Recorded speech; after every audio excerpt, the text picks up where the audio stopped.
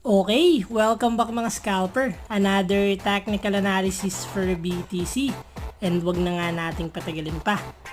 Daily time frame is a green candle and average yung volume. Meron pa ring sumasalo after ng red selling pressure. Silipin natin yung possible scenario sa lower time frame. Tingnan pa natin sa 15 minutes para mas malinaw since this is forming symmetrical triangle.